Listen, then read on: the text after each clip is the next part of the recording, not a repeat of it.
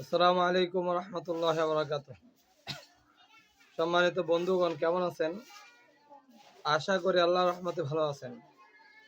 বন্ধুগণ, খতম নবুয়ত সম্পর্কে কথা বলছিলাম। অনেক গুরুত্বপূর্ণ বিষয়, মোবারক বিষয়, যেটার সাথে আমাদের ঈমানের সম্পর্ক। আমরা সংক্ষিপ্ত একটি কালিমা পড়ি, আশহাদু আল্লা ইলাহা ইল্লাল্লাহ ওয়া আশহাদু আন্না মুহাম্মাদার রাসূলুল্লাহ।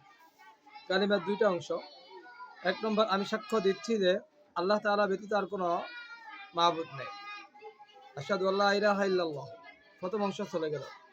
দ্বিতীয় অংশ হলো ওয়া আশহাদু আন্না মুহাম্মাদান আবদুহু ওয়া রাসূলুহু। আবদুহু ওয়া রাসূলুহু, আমি সাক্ষ্য দিচ্ছি যে হযরত মুহাম্মদুর রাসূলুল্লাহ সাল্লাল্লাহু আলাইহি ওয়াসাল্লাম আল্লাহ তাআলার বান্দা ও রাসূল। প্রথম অংশ, দ্বিতীয় অংশ। প্রথম অংশে আল্লাহ তাওহীদের স্বীকারোক্তি, আল্লাহর সাথে সম্পর্কীয়। দ্বিতীয় অংশ রাসূলের সাথে সম্পর্কীয়।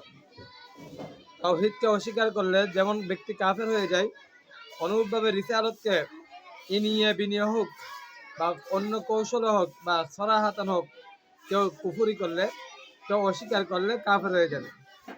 যেমন কাফেররা, মুনাফিকরা, তারাও রসুলকে স্বীকার করত। আল্লাহ রসুলের দরবারে আসলে কি বলতো? আল্লাহ পাক রব্বুল আলামিন বলেন, ইযা জাআকাল মুনাফিকুন ক্বালু নাশহাদু ইন্নাকা রাসূল। আপনার দরবারে যখন আসে তখন আপনারা সাক্ষ্য দেয়, তারা এই কথা সাক্ষ্য দেয়, আশহাদু আন্না মুহাম্মাদার রাসূলুল্লাহ, ইন্নাকা রাসূল বলে। আল্লাহু ইয়ালামু ইন্নাকা রাসূল ওয়াল্লাহু ইয়াশহাদু ইন্নাল মুনাফিকিনা লাকাযিবুন। আল্লাহ বলেন, আমি তো জানি আপনি আমার রাসূল, কিন্তু আল্লাহু ইয়াশহাদু ইন্নাহুম লাকাযিবুন, আল্লাহ মুনাফিকদের ব্যাপারে সাক্ষী দিচ্ছেন যে আমি সাক্ষী, আল্লাহ পাক রব্বুল আলামিন নিজে বলতেছেন যে আমি সাক্ষী দিচ্ছি মুনাফিকরা কাযিব, মিথ্যাবাদী। দেখেন, তারা ইনিয়ে বিনিয়ে মুখে মুখে স্বীকারোক্তি করত, মুখে স্বীকার করত যে আপনি আল্লাহর রাসূল, কিন্তু অন্তর্গতভাবে কৌশলান তারা অন্য কথা বলতো। আমাদের দেশে গোলাম আহমদ কাদিয়ানি যারা, কাদিয়ানির অনুসারী যারা, ভক্ত যারা, কাফের অনুসারী যারা, ভক্ত যারা, এই মুরতাদের অনুসারী যারা, ভক্ত যারা, তারাও বলে মুহাম্মদুর রাসূলুল্লাহ সাল্লাল্লাহু আলাইহি ওয়াসাল্লাম আল্লাহর রাসূল, কিন্তু গোলাম আহমদও ছায়া নবী, গোলাম আহমদও জিল্লি নবী।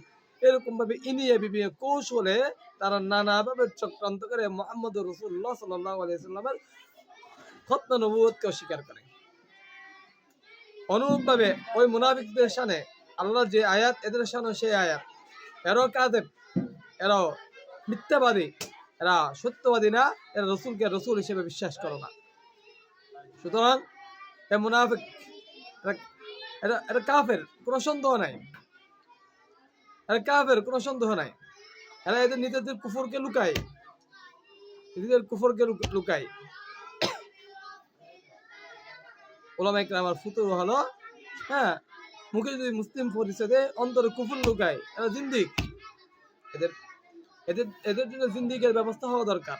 কিন্তু যেহেতু আমাদের ইসলামী শরিয়া, ইসলামী শাসন, ইসলামী হুকুমত, ইসলামী খেলাফত কায়েম নাই, আমরা আমাদের সরকারের কাছে, আমাদের উপর ঊর্ধ্বতন কর্মকর্তাদের কাছে আমরা দাবি করি এদেরকে অমুসলিম ঘোষণা করা হোক। এরা ইসলামী নাম নিয়ে থাকতে পারবে না, পারবে না।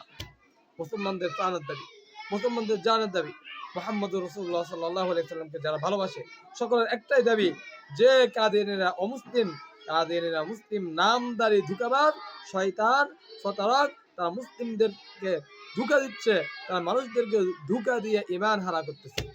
আল্লাহ আমাদেরকে বুঝার তৌফিক দান করুন। কাদিয়ানীদের এই ফিতনা থেকে আমাদেরকে বাঁচার তৌফিক দান করুন।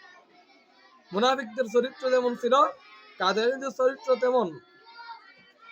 এরা লুকায়িত কুফর, বোঝা মুশকিল, সাধারণ পাবলিক ওদের কুফরটা ধরতে পারবে না। তেমন বড় বড় উলামায়ে কেরাম আপনাদেরকে বারবার সতর্ক করতেছে, সমস্ত মুসলমানকে সতর্ক করতেছে কাদিয়ানী সম্পর্কে। আমাদের মুসলিম ভাই বোনদের সতর্ক হওয়া উচিত। তাদের লুকায়িত সূক্ষ্ম চাল বোঝা অনেক কষ্ট। তাদের কুফর কোন জায়গায় অনেক সময় আপনারা ধরতে পারবেন না। এই জন্য উলামায়ে কেরামের আহ্বানে আপনারা সাড়া দিয়ে আপনারা সামনে অগ্রসর হন। যে যে দায়িত্ব আছেন, যে যে পদে আছেন, আপনার অবস্থান থেকে, আপনার দায়িত্ব থেকে আপনি এগিয়ে যান, তাদেরকে অমুসলিম ঘোষণার দাবিকে জোরদার করুন। আমরা চাই বাংলার জমিনে তাদেরকে অমুসলিম ঘোষণা করা হোক। এটা আমাদের প্রাণের দাবি, আমাদের মনের দাবি, আমাদের আশা, আমাদের আকাঙ্ক্ষা, আমাদের রসুলের শান এবং মানকে ঠিক রাখতে। বাংলার জমিন আমরা দেখতেছি আমাদের রসুলের শান আর মান ভুলণ্ডিত হচ্ছে আমাদের চোখের সামনে। এক ভণ্ড প্রতারক আমাদের রসুলের অংশীদার দাবি করে, তার উম্মতরা আমাদের রসুলের অংশীদার, দিল্লি নবী, সায়া নবী বিভিন্ন নামে দাবি করে, আর তারা আবার মুসলিম নাম দিয়ে মুসলমানদেরকে ধোঁকা দিচ্ছে। এটা অনেক বড় বেয়াদুফি, অনেক বড় প্রতারণা। এই প্রতারণা, এই বেয়াদুফি, এদের শাস্তি হওয়া উচিত, সাথে এদেরকে অমুসলিম ঘোষণা করা উচিত।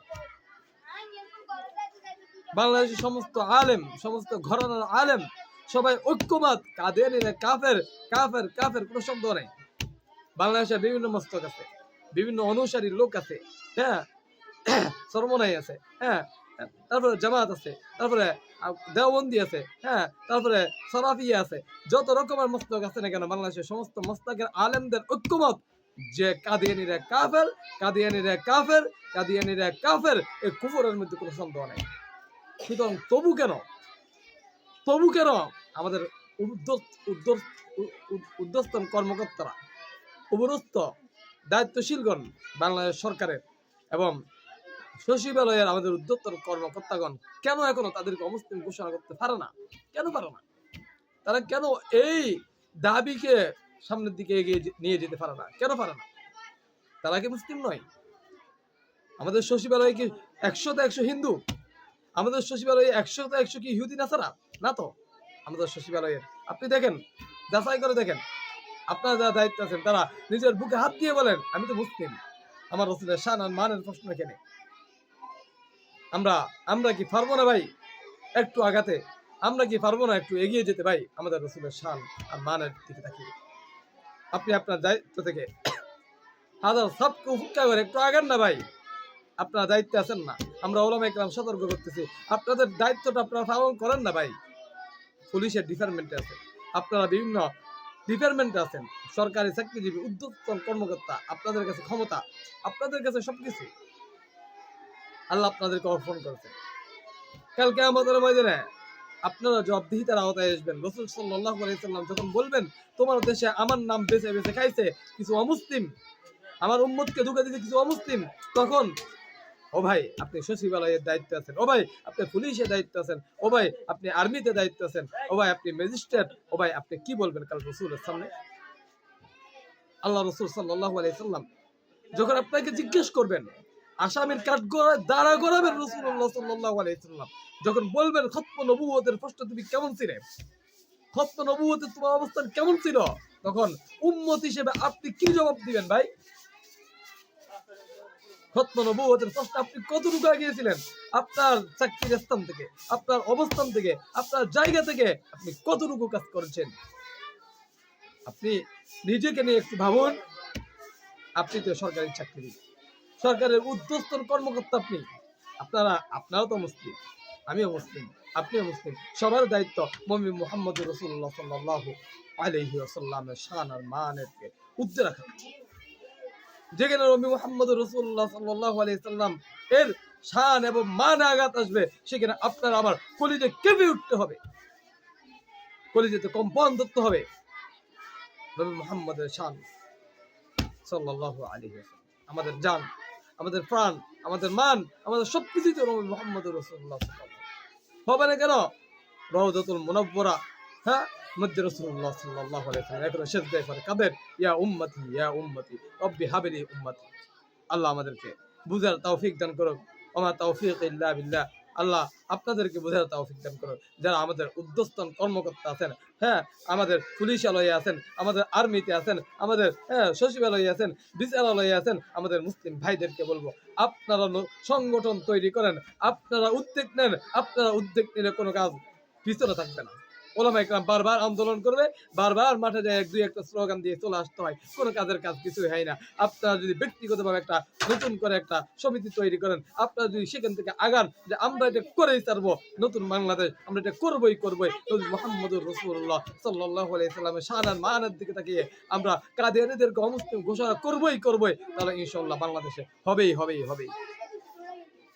কিন্তু আপনাকে আগাতে হবে ভাই, আপনি তো দায়িত্ববান সরকারের, আপনাদের দায়িত্ববান, আপনি আবার রসুলের উম্মত, আপনাকে কিয়ামতের ময়দানে রসুলের কাঠগড়ায় দাঁড়াতে হবেই হবে। সুতরাং খতম নবুয়তের ব্যাপারে উদাসীনতা চলবে না, খতম নবুয়তের ব্যাপারে কোনো কোতাহি চলবে না। ভাই একটু আগান না, ওলামা ইকরামের প্রাণের দাবিটাকে আপনি একটু আগায় নিয়ে যান না, আপনারা তো পারবেন ইনশাল্লাহ। আল্লাহ আমাদেরকে তৌফিক দান করুন। আসসালামু আলাইকুম।